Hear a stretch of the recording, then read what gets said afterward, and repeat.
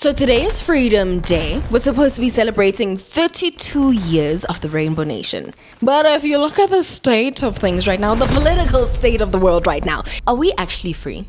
Hey Chomi, my name is Lerai. But you know what? If we become friends, you can call me Rai. I am an intellectual baddie. And of course, we are celebrating the release of the Winnie Mandela documentary. So you can see the inspiration, right? I hope you guys are ready to take it in because Rai talks. Enibo, April 2026 has been chaos. The hottest tea ever. Let's start with Julius Malema, the EFF's commander-in-chief. Well, he received a 5-year direct imprisonment sentence at the beginning of this month. And before you guys rush to the comments with the, oh, so you're voting for EFF comments, please pause. This situation is a massive deal because the EFF is a powerful youthful force that is meant to be the opposition in our assembly. It raises terrifying questions about the survival of a robust opposition in a healthy democracy. So every single South African should be concerned with this. So 6 days ago, I posted a TikTok asking a very simple question. When did we as South Africans stop being Pan-Africanists? The continental response was immediate. Shout out to Eskinye White from YFM Ghana. He reached out in solidarity. And this Ghanaian blogger named Sika Kwaku Dennis pushed the video over 87,000 views on Twitter. I don't feel like calling it X right now. But the domestic response, well, that was a total disaster. With over 250,000 views, that's 250,000, guys, on my original video. My comment section became a case study in what I like to call confidence amnesia. Thousands of people fighting for their lives in the replies, where the hostility was high and the historical facts were practically non-existent. But while we were distracted, fighting each other in the digital trenches, our political parents are fighting in real life, guys. The ANC and the SACP are officially splitting up. I bet you guys didn't know this, but the ANC doesn't actually rule alone. For the last 30 years, they've been part of a tripartite alliance. This long-term political marriage between the ANC, the South African Communist Party, and the COSATU trade unions. But right now, in April 2026, that marriage is ending in a massive, messy divorce. For the very first time, the SACP is running against the ANC in the upcoming local elections. Why? Because the ANC teamed up with the DA.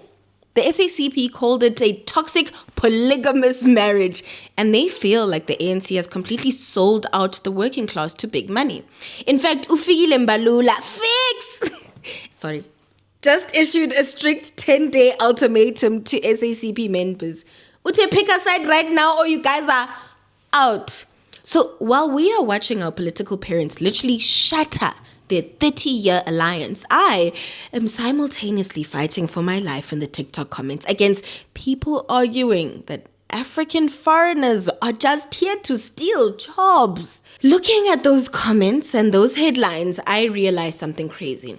Both the SACP splitting from the ANC today and the xenophobes in my comments right now are being haunted by the same exact ghost. So you're asking where I'm going with this? Oh, you better listen. Let's just open our ears for a second. Because on the surface, the ANC and the SACP getting a divorce and people fighting foreigners in the townships, those things look like two completely different problems, right? They're not. They are the exact same 70-year-old wound finally bursting open. South Africa is going through a massive national identity crisis, and it is entirely because our history books deliberately erased one man. Oh, and his ghost is here to haunt us. So please make sure that you remember the name Robert Mangaliso Sobukwe. So the foundational ideological fracture of South African liberation politics, I'm going to call this the original sin. That's what continues to haunt us today. And it happened in 1995. That was when the ANC adopted the Freedom Charter at Kliptown. The Charter's defining declaration, literally the opening line, South Africa belongs to all who live in it, black and white. Well, that became the bedrock of the Rainbow Nation. But a radical faction of intellectuals within the ANC Youth League saw this as a massive betrayal. They fiercely rejected the Freedom Charter. They broke away and they formed the Pan-African Congress, the PAC. This was on the 6th of April, 1959. And the gag is, Robert Sobukwe was basically the original Julius Malema. I mean, sure, Sobukwe left on pure ideological principle and Malema had to be forcefully expelled for causing absolute chaos, but the toxic cycle is the same, okay? The ANC raises these radical youth leaders. The youth leaders start reading the mother body for filth about their compromises, and they end up starting their own parties to do the job right. Sobukwe and the PAC argued the ANC had become a captured black leadership, diluting the demands of the black majority to appease white liberals. Sobukwe warned that multiracialism was a political fraud that was literally designed to safeguard white minority privileges. But here is the most chilling part for me. If you guys want to know how dangerous Sobukwe's Pan-Africanist vision was, don't look at how the ANC treated him. No, baby. Look at how the Apartheid government treated him.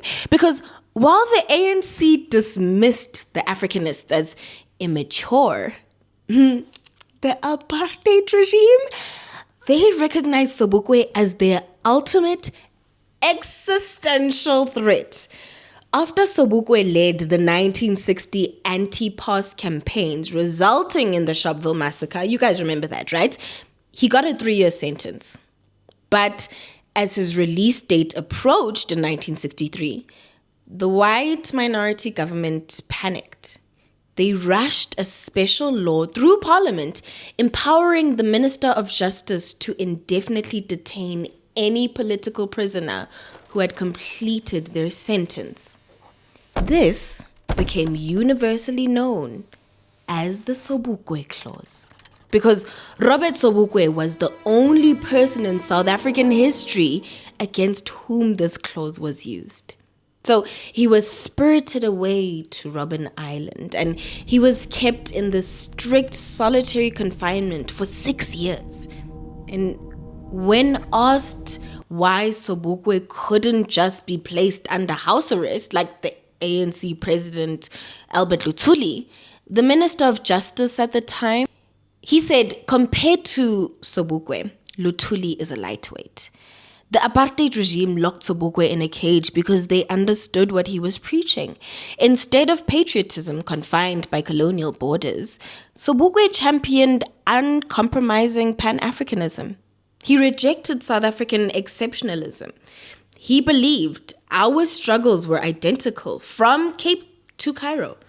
So by demanding the return of the land and equating South African liberation with the destiny of the entire continent, he introduced an identity that fundamentally contradicted the ANC's localized Rainbow Nation patriotism. So today, the post-apartheid government has airbrushed him out of the freedom struggle. We continue to ignore the very ideology that once had the apartheid state trembling. Right now, if you look online or in the streets, you can see that our borders are hardening.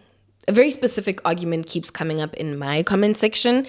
People are saying that immigrants from other African nations are just these free riders who contributed absolutely nothing to the fight against apartheid.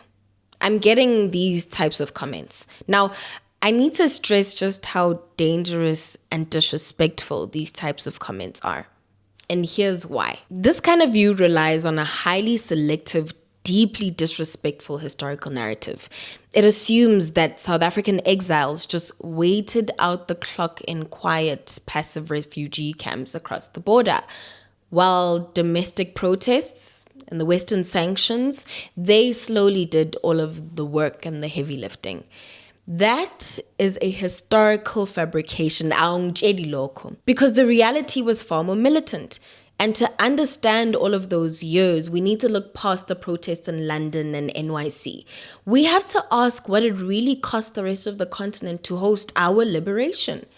In 1976, the Soweto uprising sent shockwaves through the country. It's a story that you guys all remember, right? Thousands of radicalized students fled across the borders, actively looking for weapons and military training. Nations like Angola, Zambia, Mozambique, and Tanzania, they didn't just give us tents, guys. They transformed their sovereign territory into heavily armed, active staging grounds for a guerrilla war. They allowed the ANC and the PAC to set up these massive military facilities, like the one they had in Nova Katenge in Angola and the one they had in Chunya in Tanzania. By basically officially sanctioning these armed camps, these host governments made deliberate strategic choices. They voluntarily painted a massive target on their own soil, on their own backs, offering us sanctuary was a direct military challenge to Pretoria. And the apartheid government responded with a brutal military doctrine that they called counter-revolutionary warfare. The objective was simple: make sure that the violence happened anywhere but inside of South Africa.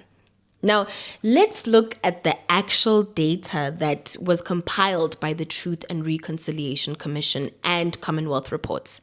Between the late 70s and 80s, South African military operations across the frontline states resulted in roughly 1.5 million deaths and $45 billion in economic damage. If we look closely, you can see that the tactics were pure evil. In Zambia, South African forces systematically poisoned local water supplies and they burned fields of crops to intentionally starve the rural population. In Mozambique, they blew up railways, power lines, and government buildings to paralyze the nation. Nase Angola, the human toll reached staggering levels, guys. According to UNICEF, between 1981 and 1988 alone, 333,000 Angolan children died from unnatural war-related causes like the engineered famine and displacement. The SADF executed a calculated campaign to dismantle the economic and biological viability of their neighbors, just for hiding Umkhonto weSizwe militants.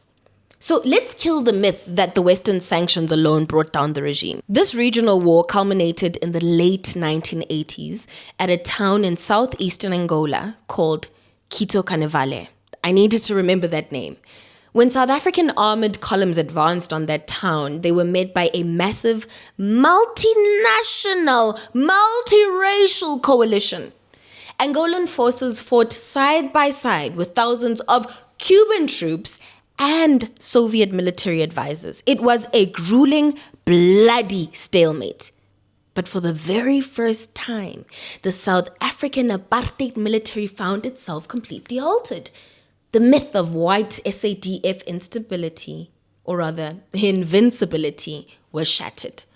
While international sanctions applied diplomatic pressure, it was the financial and human drain of this conventional military exhaustion in Angola that actually forced Pretoria to the negotiating table. So the political freedom secured for South Africans in the 1990s, that stuff was subsidized by the mud, the armor, and the artillery of an Angolan battlefield. In the 90s, South Africa was free to centralize wealth and build a modern economy. But our surrounding frontline states were left holding the ashes of bombed infrastructure. The economic migrants getting targeted by xenophobic rhetoric today are fleeing poverty that was created in large part because their governments chose to stand with Black South Africans. Framing them as these free riders ignores receipts of history. Their presence in South African cities is the consequence of a massive unpaid debt. So who has to pay? Because we didn't dismantle apartheid in a vacuum. No, that freedom was bought with the continent's blood. Now, I do want to be fair here. To truly understand why working class South Africans have abandoned Pan-Africanism, we have to look at the reality of what it is like to live in this country right now. And you know what? I want to validate that anger. This xenophobic crisis is not just some random moral failing. It is a desperate reaction to severe economic anxiety. The Black working class is trapped in survival mode. We've got 32% unemployment rate. Over 60% of the country lives in poverty. When millions are faced to fight for scarce jobs and housing, survival is obviously going to override continental solidarity. But here's the million-dollar question. Why are we fighting for crumbs? This economic failure is not an accident. It's the direct consequence of the 1994 ANC negotiated settlement. The ANC secured political freedom, but they made a massive compromise with white capital, guys. They abandoned the radical, redistributive promises that they made in the 1950s with the Freedom Charter, and they embraced neoliberal policies. They left wealth concentrated in the hands of white minority, and this exact psychological fallout was predicted by Frantz Fanon in 1961. Have you guys heard of the book Wretched of the Earth? Well, he warned that the new Black political elite wouldn't restructure the economy. Instead, we would just become the business agents for Western capital. And because the economy never changes, the masses get angry. But instead of fighting the elite architects of their poverty, our poverty, the government points a finger at the border. Xenophobia becomes the ultimate frustration scapegoat, which brings us to the devastating irony of this year, 2026.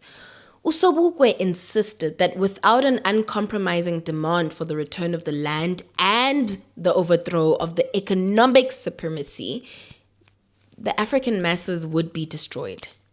Today, as the SACP accuses the ANC of abandoning the revolution for a neoliberal pact, they are unwittingly proving Robert Sobukwe right. When you really take a step back and look at the entire board, the violence in our streets, the fracturing of our liberation movements, the sheer desperation of the working class, you have to realize something terrifying. The architects of apartheid they are laughing at us from the grave because the ultimate victory of the apartheid regime wasn't just an economic one, it was a psychological one. They didn't just steal the land and the wealth, they also successfully planted a seed of division that we are now watering ourselves. You like my flowers? The apartheid regime's greatest fear was a united Black working class that saw beyond the borders drawn by colonizers. That is exactly why they buried Robert Sobukwe alive on Robben Island. But instead of reviving his vision in 94, the new political elite kept him buried. They bought into a myth of South African exceptionalism, and they convinced themselves. They bought a shiny new constitution, and somehow we are fundamentally different from Mozambicans, the Angolans, and the Zimbabweans who had literally bled to give us that freedom. And look at the cost of that amnesia today. We have a working class so brutally alienated by neoliberal economics that they are hunting down other Africans for a space on a sidewalk to sell vegetables. We have the SAP, after 30 years of holding the ANC's coat, finally waking up to the reality that they've been politically sidelined. We are repeating the exact same cycles of betrayal and division that Sobukwe explicitly warned us about in 1959. So as long as we allow our history to be erased, we will fight the wrong enemies. As long as a poor South African believes that a poor Zimbabwean is the architect of their misery, the people who actually own the economy will never, ever have to answer for it. That is the ghost of Robert Sobukwe. He isn't haunting us to punish us. He is haunting us to wake us up, because until we realize that there is only one race, the human race, and that our struggle is for economic liberation, that cannot be confined by colonial borders. The ghost of the apartheid regime will continue to rule us all. If you enjoyed this video essay, or if you enjoyed the Substack that you read, please give me a subscribe button, send it to your friends, let them know that we cool over here, and let me know down in the comment section what else you want us to talk about. Chummy, I think we are on a roll. We are on a roll. We are on a roll. Get it, Chummy? We are on a roll. On a roll. On a roll. Ah, Chummy, on a roll. Chummy, we are on a roll. Go.